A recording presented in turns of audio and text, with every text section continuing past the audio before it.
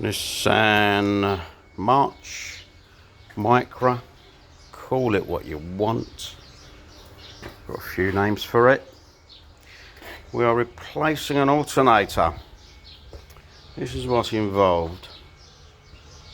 To replace an alternator, yeah, we've had to remove engine mount, light, various bits under here including the tensioner because it's all in the way. All nuts and bolts that we need to get to. We've had to remove brackets just to get to various nuts and bolts.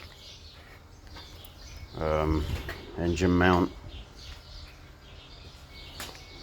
tensioner, bracket, light bulb or light cluster, just to remove an alternator off of a Nissan March.